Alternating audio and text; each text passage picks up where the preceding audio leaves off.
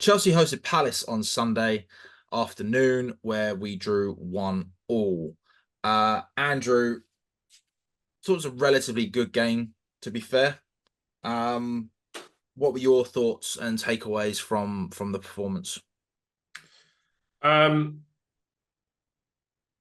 Send the referee back to Australia for one. Yeah, he wasn't consistent at all. He wasn't. Um, yeah, the bookings did make sense. I thought that to start, just to play devil's advocate, I think Caicedo was probably the only Chelsea player other than Cole Palmer kicking the ball away that deserved a booking. If you look at what Crystal Palace were doing, and in general, I think Kamada was incredibly lucky to not be sent off in the first 10 minutes. If you look at what Pedro Neto got booked for and what Fofana got booked for, he did both of those challenges in the first 10 minutes and didn't get booking. Yeah, Will Hughes has done the same tackle twice, and once it was deemed a booking, the other time it wasn't. There was a lot of late challenges, mainly from Kamada and other players, and you just kind of go, what are? It was another game where I watch it and I go, I actually don't understand what the rules are. yeah, yeah, Watching yeah. that game, like it fundamentally doesn't make sense. There was one where Muniz basically just fell on Madueke after he got past him, and he gave nothing. Didn't give a free kick, and you just go what game are you watching? Because it's not this one. So I was very disappointed with that. I think in the balance of the game and what happened. Actually, and someone made the point that Will Hughes got subbed immediately after that yellow card, and the bloke that came on for him had the deflected shot that then led to Eze scoring. And you kind of go, well, a bit unlucky there, and obviously that's just seems to be the way, doesn't it? When you feel like you're hard done by a decision, that player always seems to have a big impact in the Yeah, yeah, yeah. in the outcome of the match. So that is a bit grating, but it is what it is. I But think. just on that point though, I don't the deflected shot and the goal. I don't actually think there was an awful lot more we could have done from that goal not going in. What going on? Oh no! Well, no. If you look at it again, it was a set piece that we've panicked at, where Sanchez could have claimed the ball, but someone just rushed a clearance away, like right in front of him. Um, and I think we look panicked when the ball's in, and we don't make the right call. And maybe there's not a shout, maybe there's not what, but there was that instance where we could have just quite easily got away with it and actually had probably quite a good counter attack going on if we got rid of it quickly and there were runs. But instead, we rush a clearance, doesn't really go anywhere. Wharton runs about a bit, and then it just kind of from there we didn't really get in the right place. I didn't like also that there was like 6 or 7 players in the box for us. No one really got out. It was only Caicedo on the edge of the box. Yeah, Caicedo comes out. He then goes across to help block the shot. Two players are there as well behind him. The shot gets blocked, and then Eze does And this. Fernandez just stood there with his arms behind his back, staring at him rather than closing him down, which I know if it was Caicedo, you'd have a real problem with, but because it's Enzo, it's probably not. I personally didn't think that there was anyone near him to actually get anyone near him. If I'm brutally honest, I mean I mean, the only Fofana ran past Enzo and sort of jumped at it to make some effort. I know one player did from the three when they that blocked the shot because three of them will go for one Yeah. player, which I personally didn't really agree with. Like I get it's a bit of a scramble and we're panicking, but then it did leave that space sort of in the middle for somebody to do that. But it's at the end of the day, it's still an incredible shot. Oh, yeah. An incredible strike. But Goal taking goal. but I do think that our positional play, not positional play, sorry, I do, but no, some of our positioning in these situations isn't good enough, and we do leave gaps. Yeah, and I think it's Team. also instincts and sort of where players need to be. Like, I find it difficult to criticise Enzo completely for staying in the box because it has been something that he's relatively good at is just nicking a ball away when he's in the box, and if he's actually quite good at nipping a foot in and just getting rid of it. But it does feel like a situation where we kind of need more coaching or something to kind of go, we need to cover all of these areas, not just everyone's in the box, because Yeah. you are leaving yourself a little bit open there. But I think as a team, if we all pushed out more together, those gaps wouldn't have been there Yeah, more yeah, than anything else. You know, that's a fair point. because we're not because only a couple people have actually moved out, and Caicedo, I will argue this. You're right. Caicedo has moved out, Mm. but because no one else is really moving, he's then had to come across to get a block in or to do his best to get a block, not realizing there's actually two people behind him. So I will give him the benefit of the doubt. But then no one else is pushed out. And that then left this big space. Whereas if we all pushed out together and kind of held, a couple of lines, some defensive lines, kept quite close, but all pushed out together, those spaces aren't there. And just been a bit more organized. We're not that organized. And also, going back to why we're panicking at bloody corner, I don't know if it was this specific corner or that was later on, but at one point, Cucurella is marking Mateta. I mean, he was head and shoulders above Cucurella. I know Yeah, we're a small but team, but it's that is our ridiculous. tactic, right? Where we kind of go, It's fucking stupid. we're going to beat you in the air, and the part of the reason we're going to do that is we're going to make it very difficult for your players that are big by putting a smaller player on them just to get in their way and be a pain in the arse, and allow Colwill, Fofana, Jackson, the bigger players that we've got to sort of attack the ball. Hasn't particularly worked that well. You're right, because we've conceded a fair amount of set pieces in the last 2 years, And but and that's my point. it seems to be the favoured way that a lot of teams do it. So yeah, I maybe just that's a point of rethink. I honestly just wish if we're gonna do this namby-pamby crappy, we're just gonna try and block somebody, then actually do it properly. But what I would really, really like to see is just enough players going for the fucking ball. Old school style. Just go for the fucking ball. Like Yeah, there's not enough for me, there's not enough emphasis on actually getting the ball. The emphasis is on trying to make it challenging for the attacking team. And don't get me wrong, you do have to do that. But you used to make it challenging for the other team, for the opposing team, or even if you're whichever way you're going, you're always making it more difficult for the other team. But your objective was to always go and get the ball. Whereas I think a lot of it now, the objective isn't about getting the ball. It might be, like you said, a couple of players. That's their job. And I'm just like, no, make it challenging, but compete for the ball. Because I think as well with the new rules coming in, even now you're still seeing players like scrambling and trying to get hold on someone and get underneath this into another position to get a better body shape just to make more problems for them. And I just think it's shit because it's if it worked, I wouldn't have a problem with it as much. But it's not working, and we've even brought in a set piece coach, and that's why I'm more disappointed because we've now brought in a set piece coach, and I'm like, it's still not working. Try something different. but I think the reason they've settled on this is we are as a team undersized compared to a lot of Premier League teams. So Agree with if that. we are putting our big players up against their big players, we will be shorter in or smaller in stature in a lot of those positions.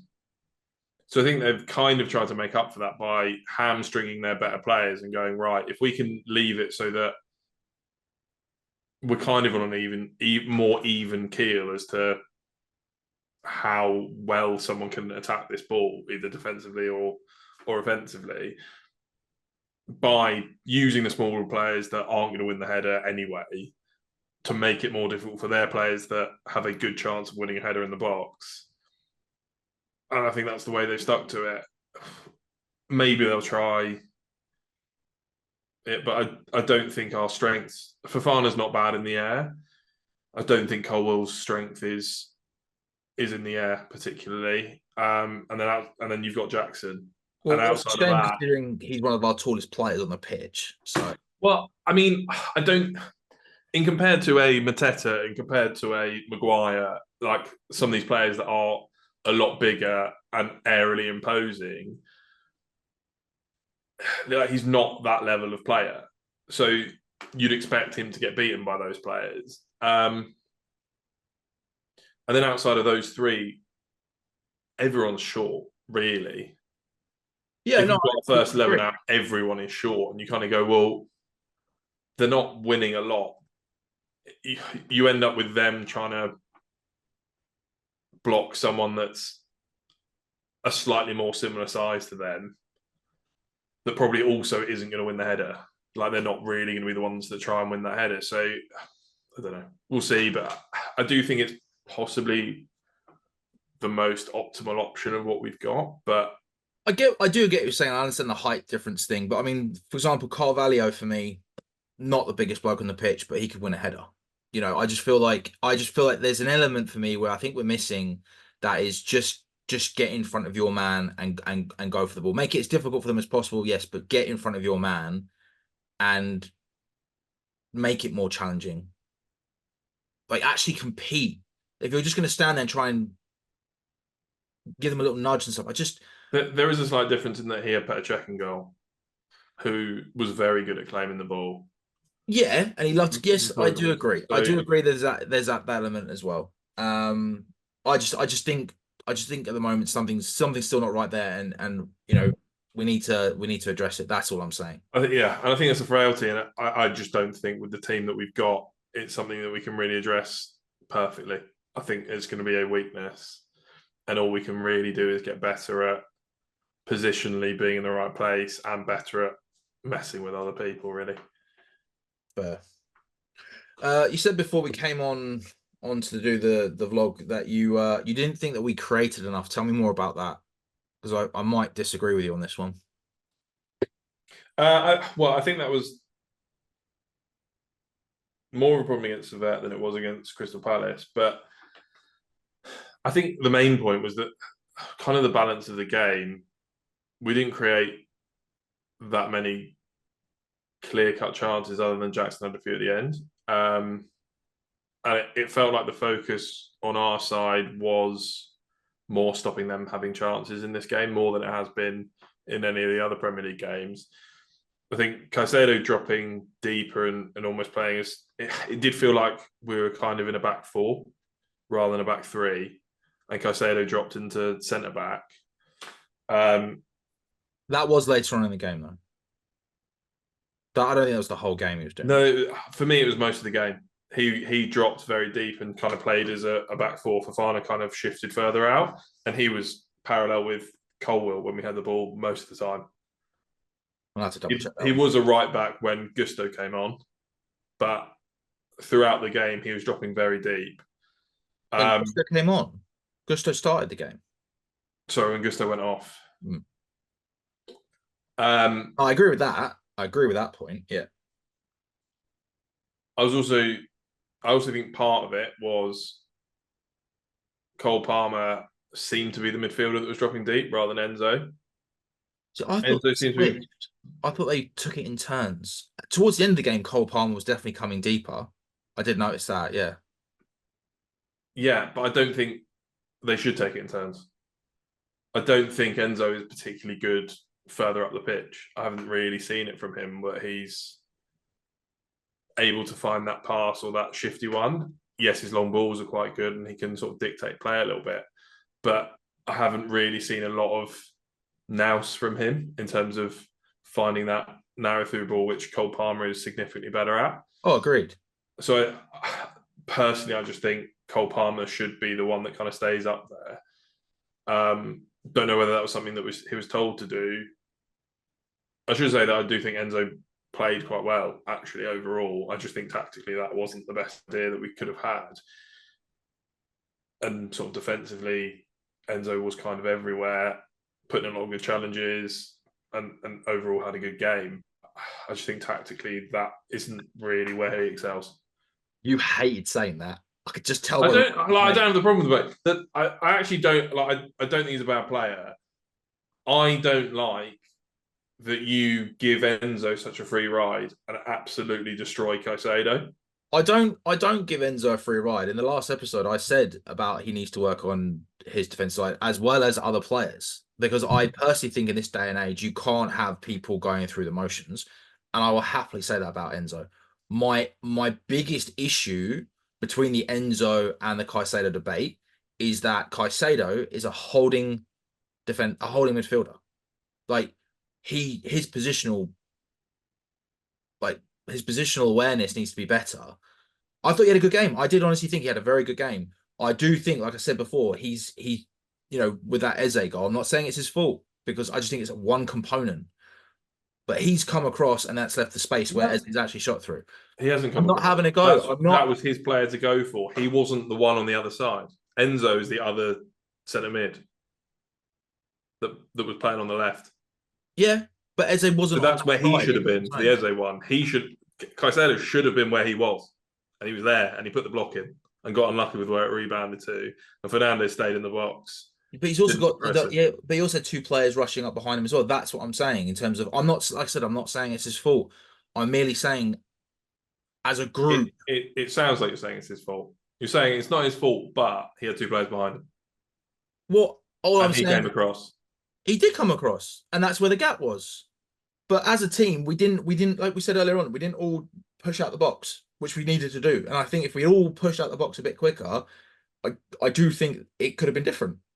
What I'm saying is yes, Enzo needs work defensively, although I did think he had a good game defensively against Palace. But I think, what he does on the ball, which is what his job is, with dictating play and his long passes, I think he's very good, and I think he's a very good option to have. Caicedo can't do that. Caicedo's passing's okay, but he's not been brought in to do that style of play. He's been brought in to break up play, and I thought he did that very well. He drew a lot of fouls against Palace, and he did that very, very well. I sometimes have question marks over his position in front of the defense. But that's it. Mental. Well, we'll agree to disagree because this is going to go on and on for the whole season by the looks of Yeah, it. it That's is. It's absolutely just, fine. but you complaining that we're not. So like we weren't creative enough against the vet, which is a point that you made. Yes. Enzo's supposed to be on making it, and we brushed that under the carpet because there's not runs. But Caicedo's supposed to defend in front of the back four by himself and gets no benefit from the fact that Enzo defensively isn't great Well, on most occasions. Enzo's normally higher up the pitch anyway. And I'm saying I don't know if that's right or not. Because we don't play at the flat two. Enzo's normally further on. And if he has to track back, then he has to track back. But we're not playing a flat two. So yeah, you're right. Caicedo is by himself. If Enzo is supposed to drop back, then he should be dropping back and he should be doing a better job. But I still don't understand with Maresca's style and what he wants to happen. If that's actually happening, that's the problem. I don't know. But I thought overall everyone actually had a very good game. I don't think anyone had a poor game, a bad game. I think a few decision-making moments, especially up the top of the pitch, could have been better across the board. But overall, I'm not going to call anyone out and say they had a bad game or I wasn't happy with them. No, yeah, I think that tactically there's a few tweaks there that could have I mean, my given us a biggest better outcome, but my biggest thing with the final third is I think a few players, right or wrongly, got a little bit goal happy from the Wolves game and probably thought they could do the same again. But it was different. Palace were a lot more organized, a lot more well structured than Wolves were. Wolves had spaces on the right all day. Palace didn't really have that. So I always thought this game was going to be more difficult than the Wolves game, even before we beat Wolves 6-2. But I think it's just a bit of decision making at the top. Could we have played a few more balls through with oncoming runners rather than taking shots? Probably. Problem we've got is we've got a lot of players all fighting for spaces, and they all want to score goals because that's what their job is, and therefore they think that's what's going to get them into the team. So they took the shots, and I don't blame them for taking the shots. They weren't bad shots. They could have played other people in, and that comes down to decision making and what's if it carries on going that way, I'll have a fucking problem with it. I will have a fucking problem because I've said it before. Last season, because we didn't have enough people making those runs, and now that we've got them, I'm like, cool. Maybe that makes a space for the shot. Maybe they go, do you know what? Maybe next time I'll have to pass it. I don't know. But if they keep taking the shots with runners and it's not paying off, then that is a big issue. That's a big problem. I think because we did so well with the goals against Wolves, I thought people just thought, yeah, maybe I'm on form now. Maybe this will work as well. But yeah, I think it's just it's partly that probably, and partly just a bit of a lack of awareness. And in certain situations, you can understand it. I think João Felix is the big one that he probably should have played Nkunku through. well, he could have played in Cuckoo through, and he also had there was another person he could play through as well. He had two options. Yeah, He had two options. I'm. I think it was Jackson. I think it was Nkuku and Jackson both made runs, and I was really happy with the running and the movement in that game. Really happy. Yeah, I think personally, it's difficult to begrudge him too much. I think if you beat three players, you kind of have to shoot. Exactly. You're kind of going, I've got a chance of goal of the season here. Yeah. You've got to smack it. I didn't really think someone making comments about Jackson's shot where he hit the side netting. I don't think Yeah. playing in Nkunku would have really done much. Like playing in Nkunku just puts you at a worse angle. Well, Nkuku was in. I think Nkuku was in the middle, and then Yao was actually running around his outside. And Yao, for me, actually had more space.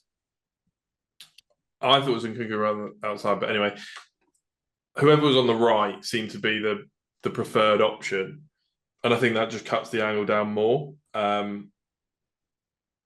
which probably doesn't help. I think he probably should have gone across goal and hoped that someone was running in, but He definitely should have. He definitely should have shot the ball across goal. He didn't. He didn't aim for the right spot at all there. no.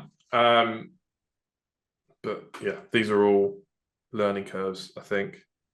And he's just signed a new deal to 2033, so that's exciting. Get him for another 9 years. So, to be fair, I thought his running was really good. I mean, my only one complaint about him at the moment is I love his running. I love his work ethic. I think he's really putting in a shift. He's making better runs. He's expecting the ball over the top, or the team is expecting him to run, so they're giving him the ball over the top. I mean, Mudryk, we said this earlier on in the previous episode. Mudryk, I thought, was different when he came on in this game, and that ball over the top that he did was delightful. It was perfect. Mm. I question Jackson's balance sometimes when he's running with the ball. But I've said it before, I don't think he's as physically strong as he needs to be, and he's able to get put under a bit more pressure when he's running from a defender tracking back and stuff. It's just an area that he needs to work on. I think he had a good game, and I think if he was, I've said it before, I said it last season, if he was a little bit stronger, had a bit more balance in that area, I think he'd actually get more goals. Yeah, I agree with you on that one. I think I can't complain about his work ethic and the way he's playing. and look, I think it was a slightly dodgy first touch that gave him a lot more work to do than he probably needed. And I think you're right. I think he does struggle with,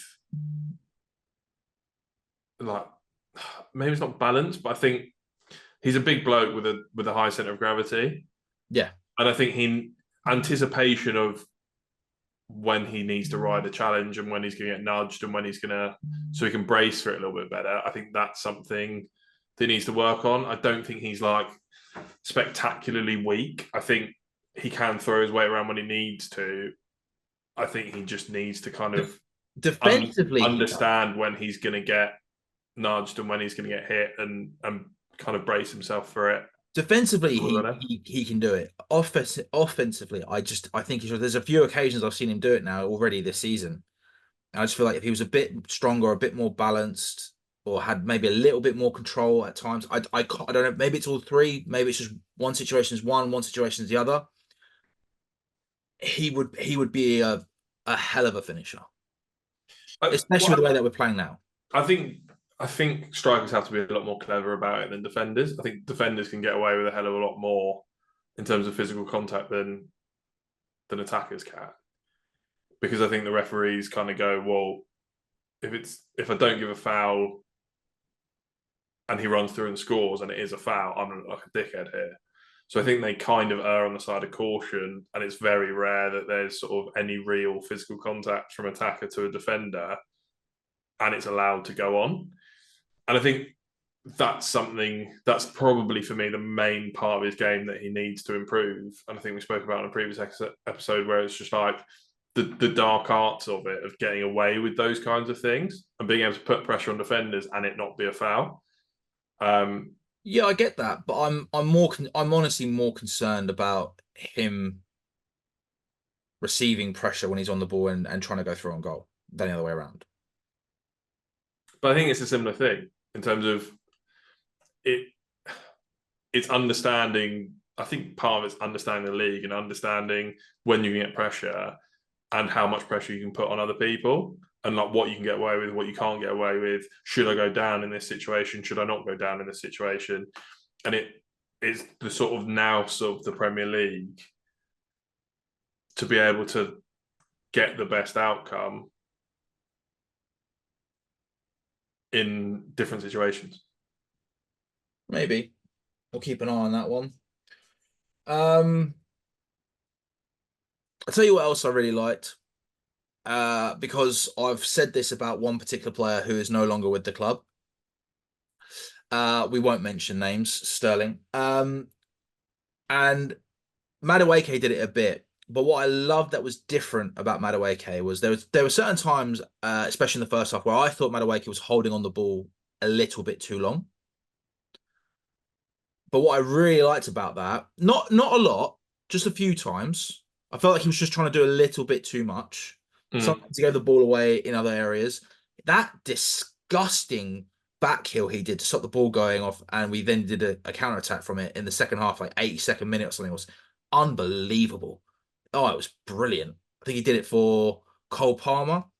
But anyway, there were a few times I just thought he was trying to do a little bit too much. Ended up holding on the ball too long for my liking. Passed it, but as he passed it, he then made a very direct run at the defense to get in behind, looking for that next ball or to move someone away. Not your amble little fucking shitty run that some certain players have done for us in the past, Sterling.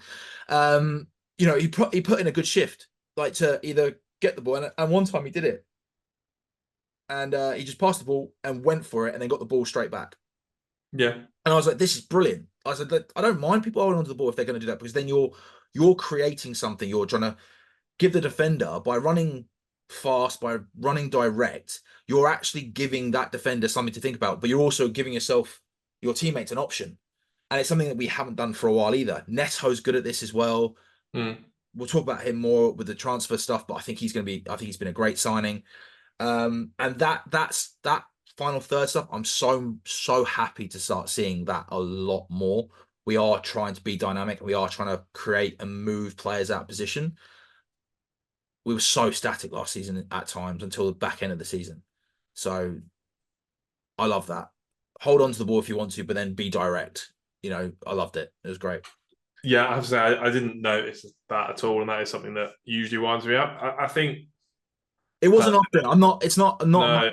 It's not a massive thing. Just a few times I just thought, oh mate, you could have given it then, and you now need to do this. I think that kind of thing does wind me up when it's just kind of like you can kind of see like a 3-on-2 situation, and you've just kind of allowed that player to get in between you, and you can't really pass it. And then there's an option to pass it, and they don't do it, and then all of their team's back, and it's like fuck me. I didn't notice it, but it's something I'll keep an eye on. I do feel like he potentially can be a player like that. He does like to stand a player up and try and beat him, but hopefully it doesn't get to the levels of Willian and Sterling. He does. And the thing is with a team like Palace is like they are very well organized and they do get back. And I think that's when you've got to be careful about when you want to do it, when you don't want to do it. And I think again with Wolves, he didn't have a lot of competition on the right. He had so much space, and with Palmer feeding those balls in, I think it's given him some great confidence and quite rightly so, scoring a hat-trick. But again, I think you realise it's a different situation. But like I said, he, rather than just passing the ball because he realizes he can't do anything now and he may have wasted his opportunity, and then just either standing still or trotting off to another position, I just love the fact that he turned and went. And we actually we actually got a shot away or another cross from it or something, or maybe even a corner. Like, do you know what I mean? Like we got something from him doing that. It wasn't just Mm. we lost the ball and or had to go all the way back. So I thought it was really good. Overall, I mean, look, Enzo Maresca's labeled this as a good performance, and soon the points will start coming because obviously we haven't got 3 points at home yet.